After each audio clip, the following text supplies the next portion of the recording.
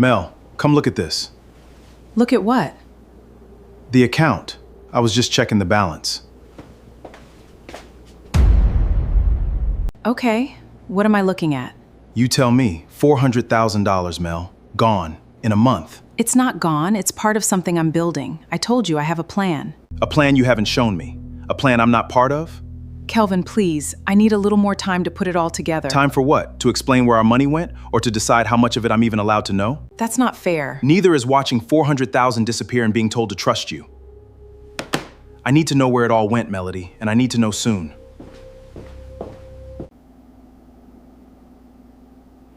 I didn't know it yet, standing there in my own kitchen, but that question was the first crack in a marriage I thought could hold anything. I used to believe that the worst thing money could do to a marriage was run out. I know better now. Money. I used to believe that the worst thing money could do to a marriage was run out. I know better now. Money doesn't have to disappear to break something. Sometimes all it takes is silence, the kind that grows in the space where a conversation should have been. My name is Melody. I was 46 years old the year everything changed, married to Kelvin for 19 of those years, and if you had asked me on a Tuesday morning in March whether my marriage was strong, I would have said yes without hesitating. We weren't perfect. We argued about the thermostat and whose turn it was to call his mother back. But we were steady. Steady felt like enough. I bought the ticket on a whim, the way I always did. $1 here, $2 there, tucked into the same grocery run where I bought coffee filters and dish soap. Kelvin used to tease me about it. "You're going to retire us on scratch-offs, Mel," he'd say. And I'd tell him somebody has to dream a little. I wasn't dreaming when the numbers came up. I was standing in my kitchen at 11 at night, in my robe, comparing a crumpled ticket to a screen, certain I had misread it. I read it 4 more times. Then I sat down on the floor, right there against the cabinet, and I cried the kind of tears that don't know yet if they're happy or terrified. $8.2 million. After taxes, closer to 5. I didn't call Kelvin that night. He was working a double at the plant, and some part of me, the part that had been married to this man for 19 years, wanted to see his face when I told him. I wanted that moment to belong to us, not to a phone call interrupted by machinery noise in the background. When he came home the next morning, gray with exhaustion, I made him sit down at the kitchen table before I said a word. I remember his eyes narrowing the way they did when he thought I was about to tell him something had broken. The car, the water heater, something expensive. "Mel, what is it?" I slid the ticket across the table. He looked at it for a long time. Then he looked at me. Then he laughed. The way a man laughs when his body hasn't caught up to what his mind is trying to process. "This isn't real." "It's real, Kelvin. I checked it 4 times. I called the number on the back." He stood up so fast his chair scraped against the floor, and for a moment he just stood there with his hands pressed against the sides of his head, like he was trying to keep something from spilling out. $5 million, he said. Melody, do you understand what this means?" I did. I understood it before he finished the sentence, because I had already spent the night doing the math in my head while he slept off his shift. No more worrying about the roof. No more calls from the collections agency about the loan he'd taken out for the business 2 years earlier, the one that never quite recovered from a bad supplier deal. Our daughter Maya could go to the state school she wanted without us flinching at the tuition letter. We could breathe. That first week was the best week of our marriage. I mean that without exaggeration. Kelvin came home early. He held my hand across restaurant tables like we were 26 again. We sat up late making lists. Not extravagant ones, just lists of relief. Fix the roof, pay off the truck, maybe finally take that trip to see his mother in Charlotte before her hip got any worse. But even in that golden week, I noticed something. A small thing. The kind of thing you only recognize in hindsight, when you're forced to replay every conversation looking for the crack. "So what's the plan?" Kelvin asked one night, over dishes neither of us had bothered to clear from the table. "Like, actual plan, numbers. I want to meet with someone," I told him. "A financial advisor. Somebody who does this for a living, who can help us figure out taxes, investments, All of it. I don't want us making $5 million decisions based on what sounds good at 11 at night. He nodded slowly. Too slowly. You want to meet with somebody, he repeated. Not we. I said I want us to meet with someone, Kelvin. You said you. I remember laughing it off, because it felt small, almost silly, to argue about a pronoun. I misspoke. Of course it's us. It's our money. He softened after that, but something had shifted in the room, some current I couldn't quite name. Kelvin had grown up the youngest of 4 kids in a house where the lights got shut off twice one winter because his father couldn't keep steady work. He didn't talk about it often, but when he did, his voice changed, flatter, more careful, like he was handling something breakable. He'd told me once that the scariest sound of his childhood wasn't yelling. It was the quiet that came right before his mother sat the kids down to explain why dinner was going to be smaller that week. I understood, in theory, that a man like that might not experience $5 million the way I did, as relief, but as a threat with a delay on it, something that could still, somehow, be taken away. I didn't understand yet how deep that fear ran. The following Monday, I met with a financial advisor named Becky Halloran, recommended by my cousin, who'd used her when she inherited a modest sum from her father. Becky's office was small and unglamorous, tucked above a dry cleaner's, which I liked. It told me she wasn't interested in impressing anyone, just in doing the work carefully. The first thing we do, Becky said, sliding a legal pad across the desk, is we don't do anything fast. People who win money like this, the failure rate on keeping it is higher than you'd think.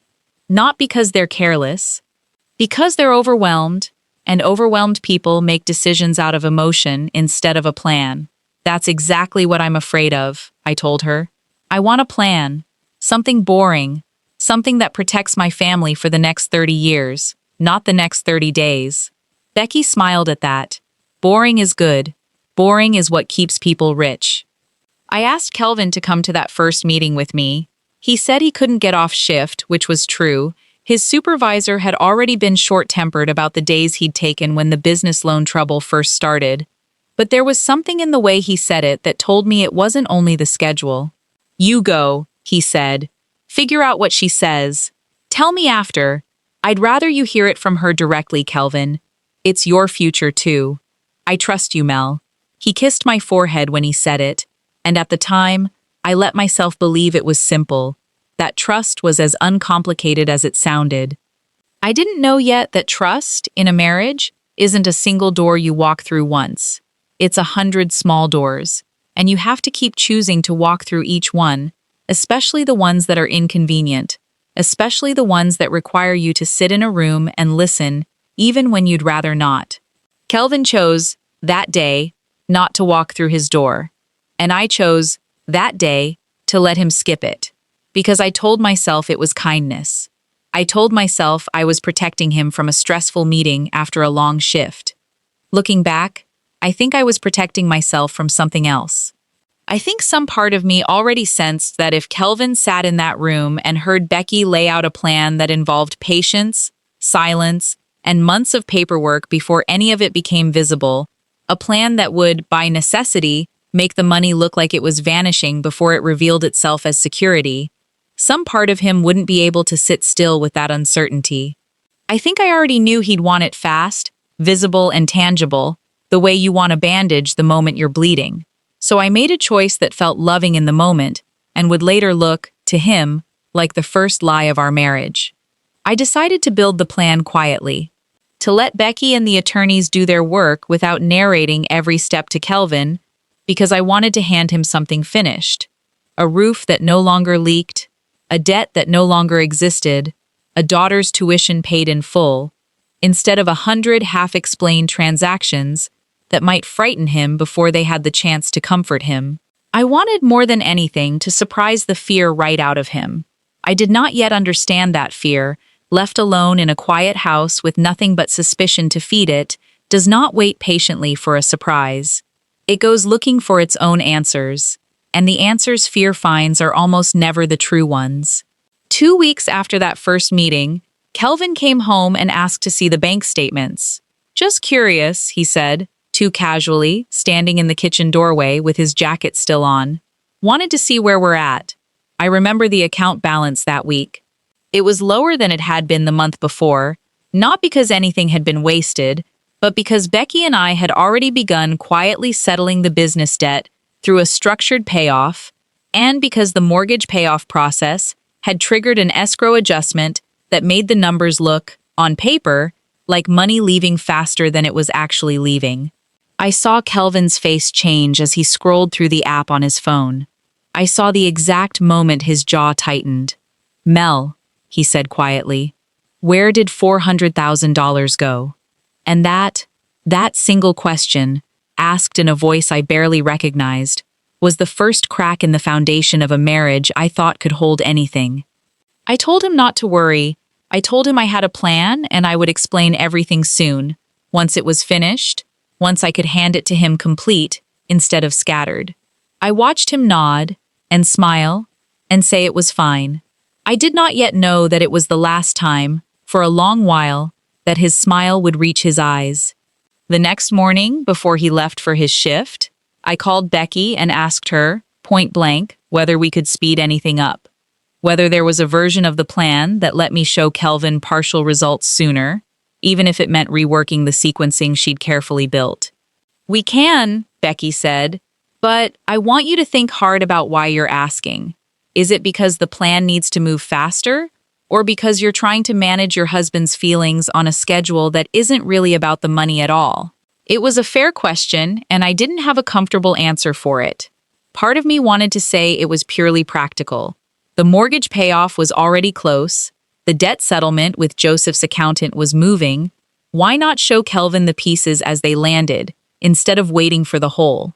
But another part of me, the part I wasn't proud of, wanted to protect the surprise a little longer, because some quiet, prideful corner of my heart still wanted him to see it all at once and understand, all at once, exactly how much thought and care I had put into protecting our family. I wanted credit for the whole picture, not scattered applause for pieces of it. I think, I finally admitted to Becky, that I like the idea of showing him something finished more than I like the idea of showing him something honest but incomplete. "That's an understandable impulse," Becky said gently. "It's also a risky one in a marriage that's already showing cracks. Finished is a luxury. Honest is a necessity. You might not get to choose both." I told myself I'd think about it. I told myself I'd find the right moment to loop him in properly. Maybe that weekend, maybe the next. I kept finding reasons to wait one more week, one more milestone, one more piece of paperwork, until the weeks had quietly become 2 months, and the account balance kept dropping in ways that looked, from the outside, exactly like the story Kelvin had already started telling himself. There's a particular kind of silence that settles into a house when someone has decided not to ask a question out loud anymore. It isn't peaceful. It's heavier than shouting, because shouting at least tells you where a person stands. Silence makes you guess. That silence moved into our house sometime in April, and it didn't leave. Kelvin stopped asking about the money directly. At the time, I mistook this for trust returning. I thought he had taken me at my word, that I had a plan, that I would explain everything when it was ready, and had decided to relax into it. I was wrong. He hadn't relaxed. He had simply stopped asking me and started watching instead. I didn't notice at first because I was busy. Becky and I met almost weekly that spring. There was more to managing $5 million than I had imagined. Tax structuring, an irrevocable trust for Maya's education fund, negotiations with the mortgage company, a payoff schedule for Kelvin's business debt that had to go through his business partner's accountant as well as ours, since the loan had both their names on it. That last part complicated things more than I expected. Kelvin's business partner, a man named Joseph he'd known since high school, had let the debt slide into default territory more than once, and untangling exactly what was owed, to whom, and under what terms took almost 6 weeks of back and forth with lawyers. I didn't tell Kelvin the details, partly because Joseph asked me not to. He was embarrassed about how badly he'd mismanaged his half of the business finances, and he begged me to let him explain it to Kelvin himself, in his own time, in his own words. I agreed to that because it felt like the right thing to do for a friendship that mattered to my husband. I didn't realize I was agreeing to keep a second secret on top of the first. By May, our real estate attorney, a calm, precise woman named Badmus Okafor, had finished the mortgage payoff paperwork. Our house, the one we'd bought 17 years earlier, with a loan that had felt enormous at the time, was ours outright. I remember sitting in Badmus's office, holding the deed, feeling something settle in my chest for the first time since the ticket. I wanted so badly to bring that home to Kelvin. I wanted to lay the deed on the kitchen table, the way I'd laid the lottery ticket down all those weeks before, and watch his face change from fear to relief. But Becky had cautioned me to wait. "You have 3 more pieces to finish," she reminded me. "The debt payoff, the education trust, and the investment allocation. If you show him one piece without the others, it's going to look like an isolated, sentimental gesture instead of the plan it actually is. Bring him the whole picture. Let it land all at once." It made sense to me. It still makes sense to me, honestly, even now, knowing what it cost. What I didn't account for was what 6 more weeks of silence would do to a man already primed by childhood to expect disaster. I started noticing the small signs in early May. Kelvin began working overtime shifts he didn't need to work, as if he were trying to prove to himself that he could still provide, that the ground beneath him hadn't shifted as much as he feared. He stopped mentioning the lottery money at all, even in passing. No jokes, no plans, nothing. Our conversations narrowed down to logistics. Whose turn to pick Maya up from her summer job? Whether the gutters needed cleaning. One night, I found him in the garage, sitting in his truck with the engine off, just staring through the windshield at the closed door in front of him. "Kelvin, you okay?" He startled, like I'd caught him doing something. "Yeah, just thinking." "About what?" He was quiet for a moment too long. "Nothing. Work stuff." I believed him, because I wanted to. I was tired, stretched thin between meetings with Becky and the ordinary demands of a household, and I told myself that whatever was bothering him would surface eventually, the way it always had in 19 years of marriage. Kelvin wasn't a man who hid things well. He'd tell me when he was ready. I didn't understand that he had already started building his own story about what was happening to us, and that story didn't require my input to keep growing. It was his sister Laura who first said the word out loud to me, not Laura his sister, actually. I should clarify, since I've told this story enough times that I sometimes forget which details a listener already has. Laura was my closest friend, not his sister.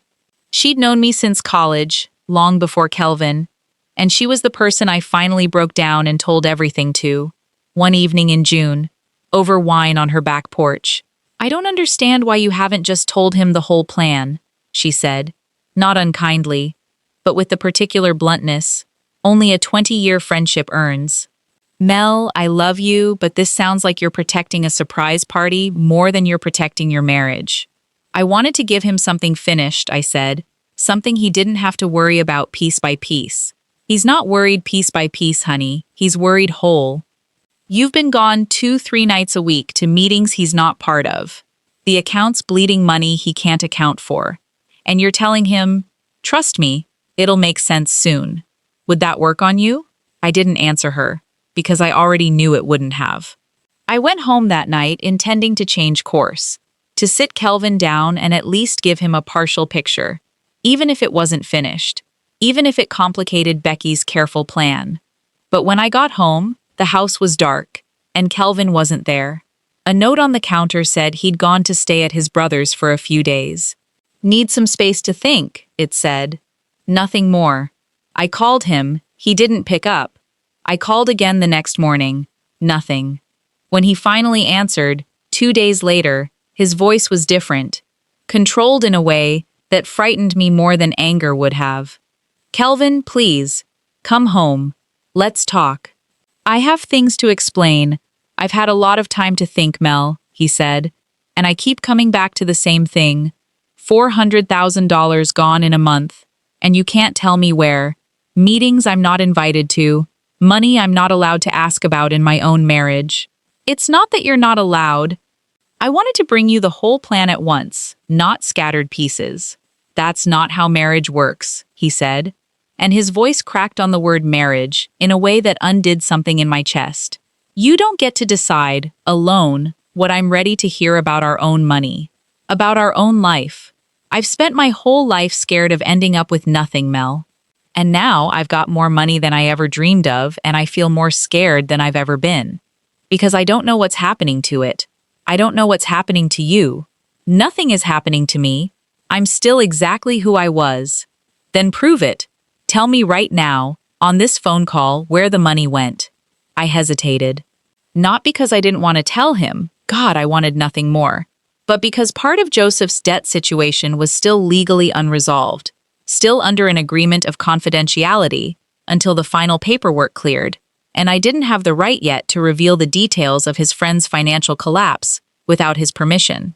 I was caught between two loyalties, and in that hesitation, Kelvin heard exactly what his fear had been waiting all spring to hear. You can't even answer, he said quietly. That tells me everything. Kelvin, please? I need more time, he said, and hung up. He came home 4 days later, but he wasn't really home. He slept in Maya's old room, the one she'd left empty when she moved into the dorms early for a summer program. We passed each other in the kitchen like polite strangers. I tried twice more to tell him at least part of the truth, and both times he cut me off before I could finish a sentence, saying he didn't want half answers anymore. He wanted the whole thing or nothing. I didn't know how to give him the whole thing without breaking a promise to a friend who was already humiliated enough. I kept thinking Joseph would finish clearing things up soon, that the wait would be weeks, not months, and that once it was over I could finally lay everything on the table the way I'd always intended. I was wrong about how much time we had. I found out much later, from his brother, what those 4 days away had actually looked like from the inside. His brother's name was John, a quiet, steady man who ran a small auto shop 2 towns over and had never much cared for drama of any kind, which was exactly why Kelvin had gone to him. He didn't sleep the first night, John told me. Long after everything had settled, the two of us sharing an awkward coffee at his shop because Maya had asked us both, separately, to try to stay civil for her sake. Sat up in my guest room with the light on till almost 4 in the morning. I heard him moving around. Went in there around 2, and he was sitting on the floor with his back against the bed, going through old bank statements on his phone, trying to build some kind of timeline, trying to prove something to himself. Prove what? That he wasn't crazy for being scared, John said. That's what he kept saying. I'm not crazy, John.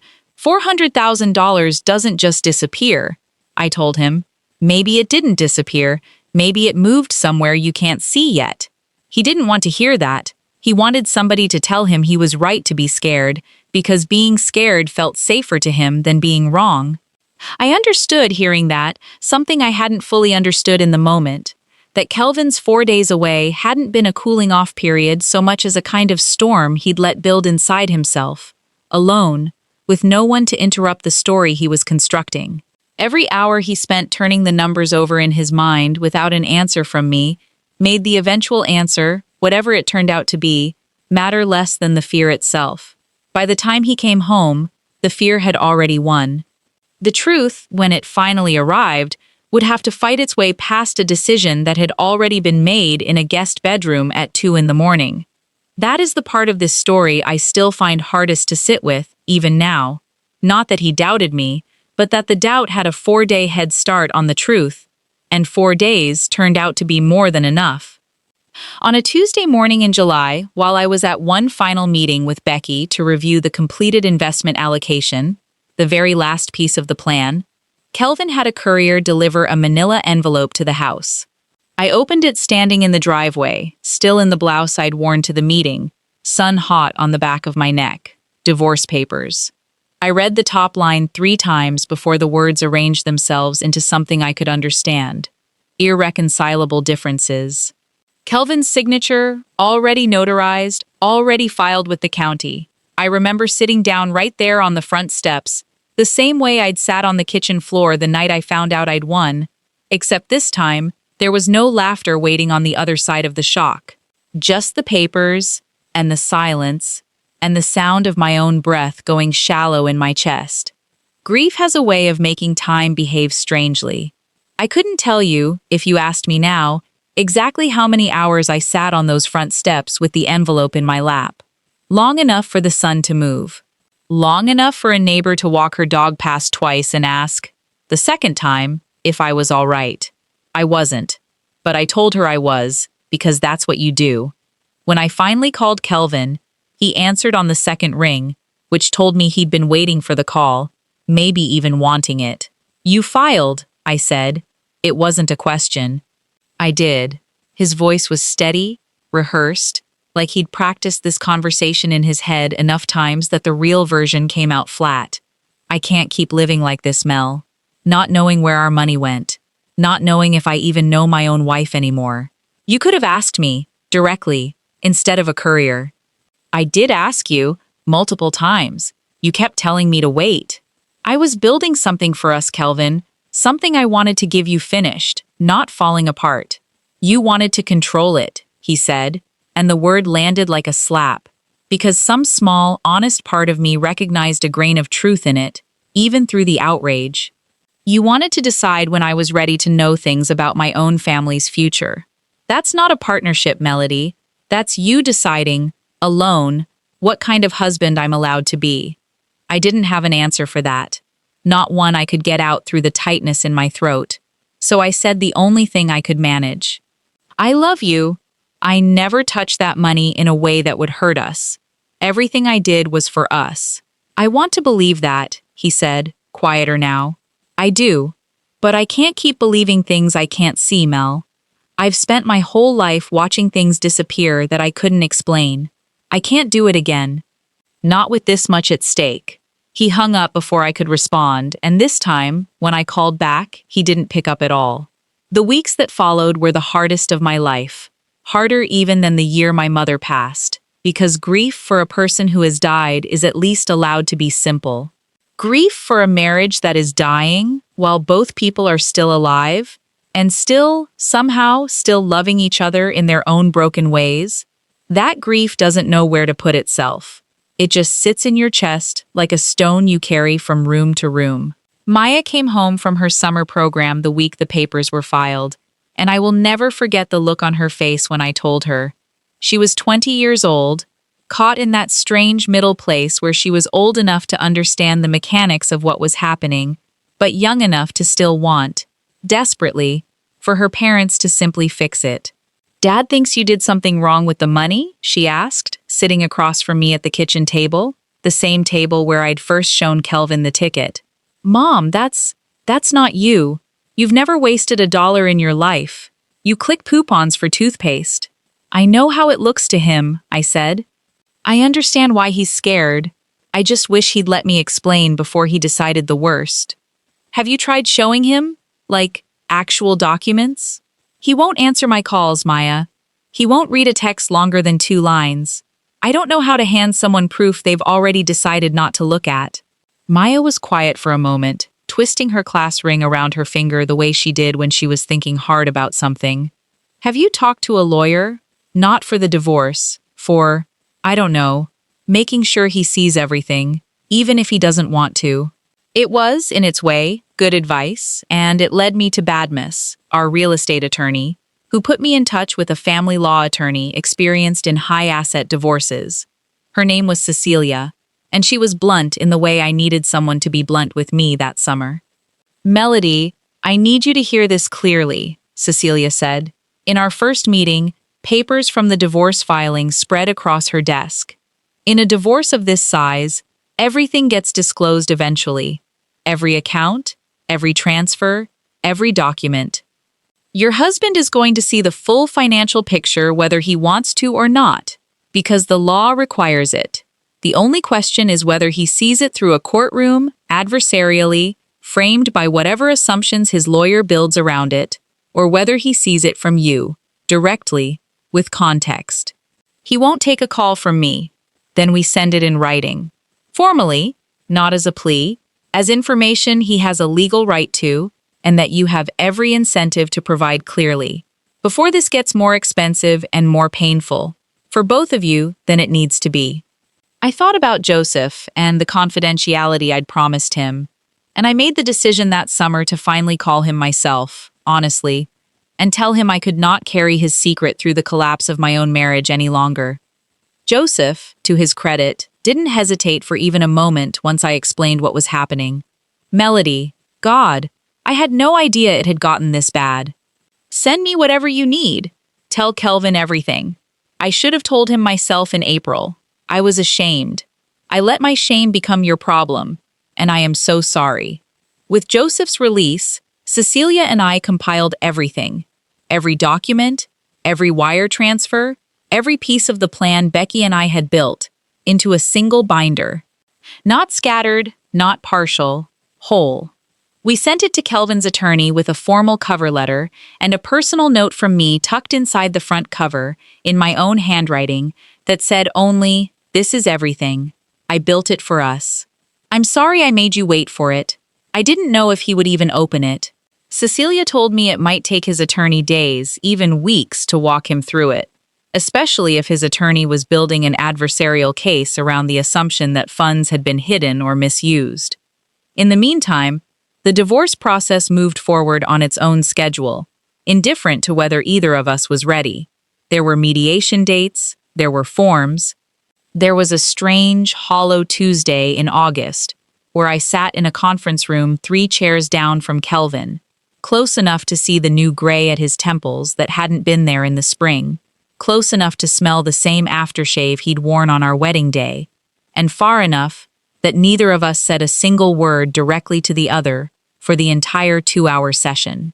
Maya sat in the hallway outside that mediation room for both sessions, on a bench across from a water cooler, doing homework she later admitted she hadn't actually absorbed a single word of. She told me afterward that she used to press her back against the wall between our conference room and the hallway, as if she could somehow feel, through the drywall, whether her parents were closer to fixing things or further from it. She was 20, old enough to understand alimony schedules and asset division, and still young enough that some part of her kept hoping, every time the door opened, that we'd walk out holding hands instead of walking to separate cars. I watched him during that mediation. I watched him look at the binder his attorney had apparently shared with him, sitting closed on the table in front of him, untouched, like he was afraid of what opening it might make him feel. "Have you looked at it?" I finally asked, breaking the silence Cecilia had asked me to maintain, because I couldn't sit there another minute wondering. Kelvin looked up, startled that I'd spoken directly to him. His eyes were tired in a way that had nothing to do with sleep. "Not yet," he said quietly. "I've been afraid to." "Afraid of what?" He was quiet for a long moment, and when he answered, his voice had lost all the practiced steadiness from our phone call weeks before. "Afraid that if I open it, and it's exactly what you said, that you did everything right, that you were protecting our family this whole time, then I'll have to face what I did. I filed for divorce on a feeling, Melody, on fear, not on facts, and I don't know if I can live with what that says about me." It was the first honest thing he'd said to me in 2 months, and it broke something open in my chest that I'd been holding closed since the driveway, since the manila envelope, since the sun on the back of my neck. "Open it, Kelvin," I said. "Whatever you find in there, you deserve to know the truth." "So do I." He nodded, slowly, and for the first time in weeks, he looked, for just a moment, like the man I'd married. He called me 3 days later, on a Friday evening, while I was standing in the kitchen making dinner for one, a habit I still hadn't gotten used to after 19 years of cooking for 2. "I read all of it," he said. "No greeting, just that." I turned off the stove and sat down at the table, the same table, always the same table, as if that piece of furniture had become the true narrator of our marriage's unraveling and, maybe, its reckoning. "Kelvin, you paid off the house," he said, and his voice was thick in a way I'd only heard once before, the day his father died. "You paid off Joseph's and my business debt.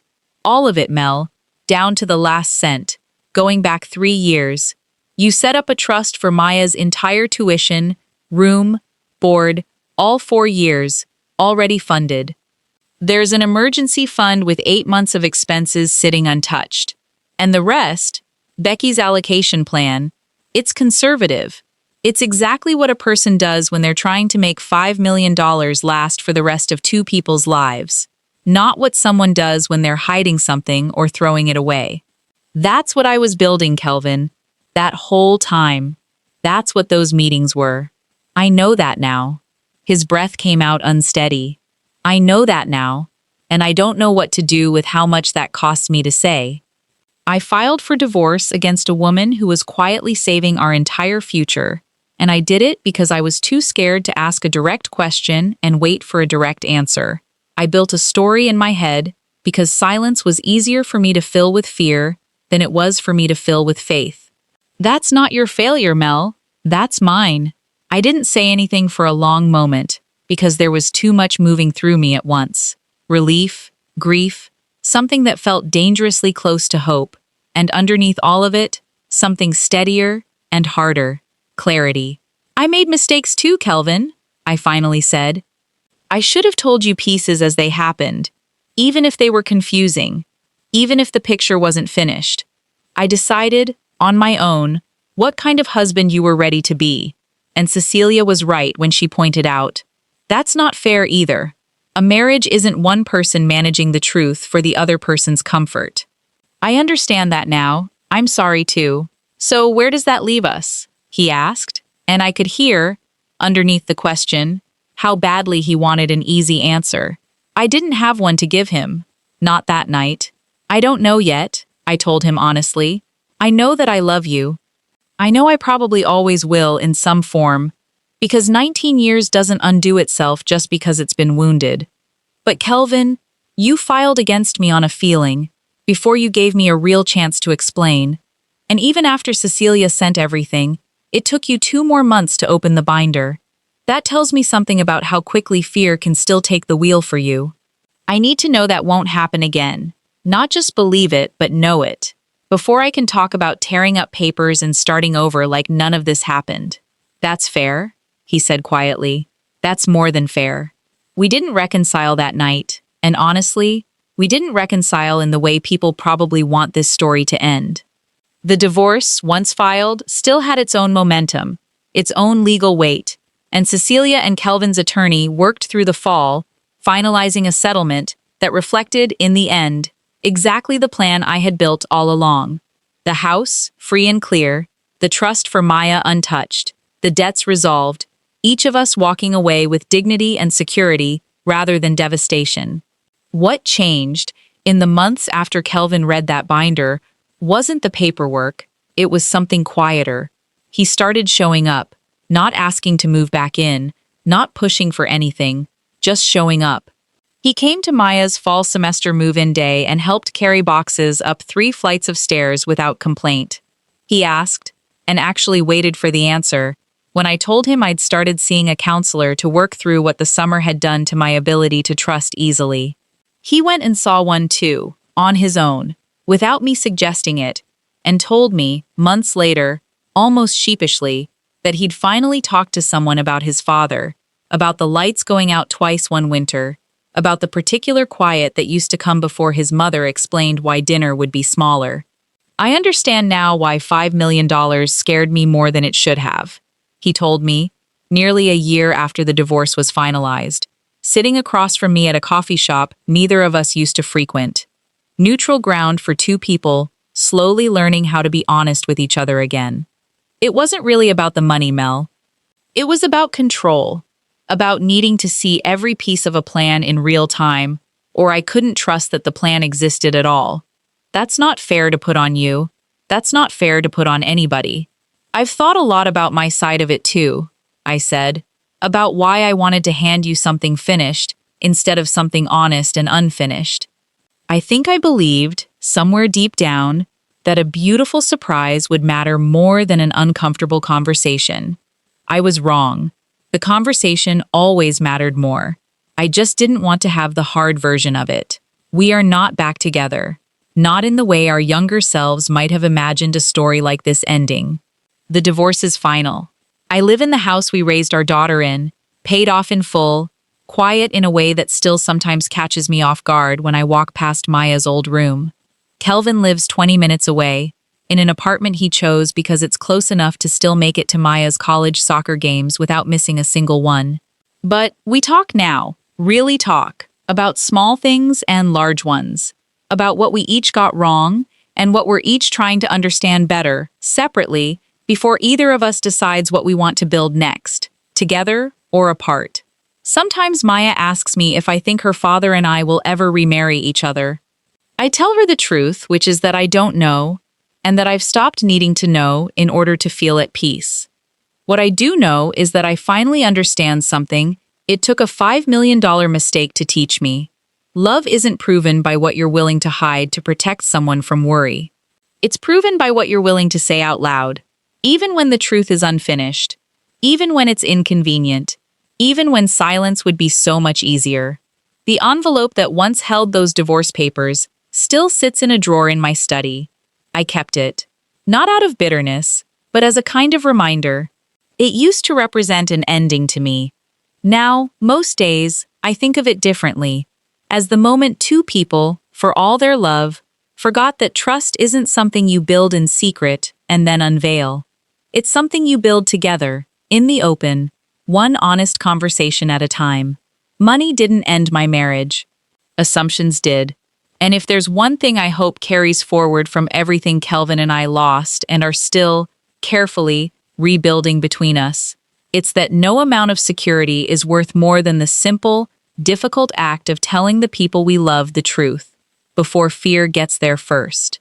If this story moved you, I'd love to hear which moment hit hardest: the envelope in the driveway or the phone call 3 days later. Subscribe for more stories about the marriages, secrets, and quiet reckonings that shape a woman's life.